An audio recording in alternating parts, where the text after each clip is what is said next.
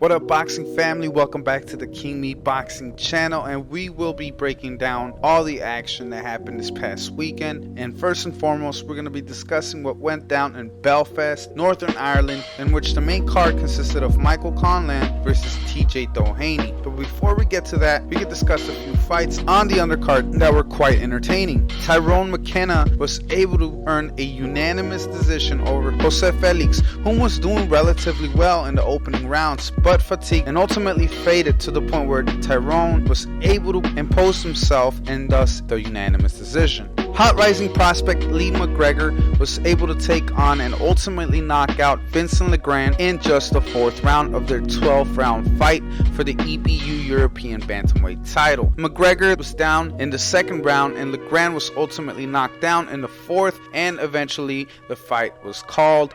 And although Lee McGregor was able to get the knockout victory, he did fail to impress. On the other hand, Vincent Legrand, who's already 30 years of age but relatively unknown outside of his home country, well, he looked fantastic. The way he was stringing combinations together was truly fascinating and a treat. Just the fact that Lee McGregor was the much bigger man in the ring was ultimately able to impose not only his power but his will upon the smaller man, who was doing again exquisitely well throughout the fight. Michael Conlan takes on TJ Doheny for the WBA Interim World Featherweight title of the world. Doheny was down in the 5th round from a body shot, but was able to get back on his feet and attempted to trouble Michael Conlan, who ultimately was able to cruise to a unanimous decision. This lines Michael Conlan up for some of the bigger fights at the 126, better known as the featherweight division. But would Michael be a legitimate threat for any of the top 10 fighters at that division? And I honestly don't really think so.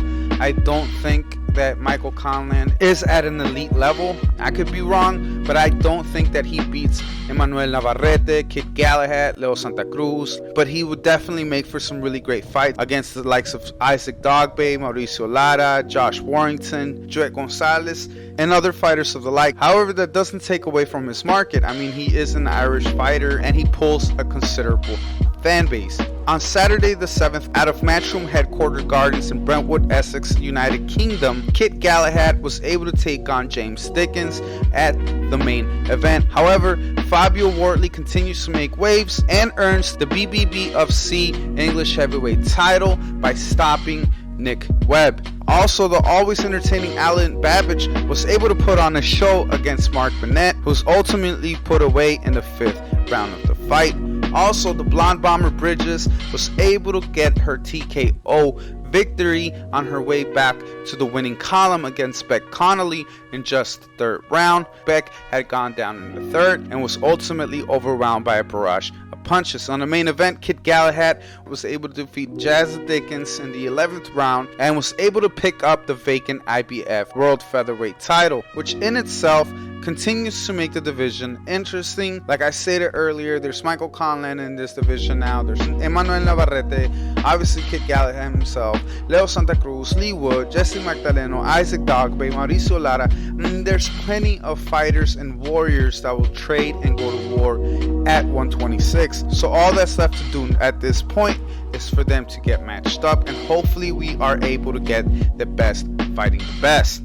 On the evening of Saturday the 7th, out of the Armory, Minneapolis, Minnesota, United States, Devin Alexander succumbed to Lucas Santamaria via a 10-round unanimous decision. Also, Stanionis versus Luis Collazo was ultimately a no decision because of an accidental clash of heads that ultimately stopped the fight, and thus no clear winner. And to make matters worse for this specific card, Mykal Fox loses a clear victory, a clear fight that should have gone his way against Gabriel Maestre, whom was making his televised debut and was only at 3-0-0 up until that point. And this was for the WBA Interim World Welterweight title. Maestre himself was down in the 2nd round, and Mykal Fox clearly and comfortably boxed his ears off. Like, there's no legitimate way to see this fight any other way but for Mykal Fox. Unfortunately for him, there were politics involved in more ways than one,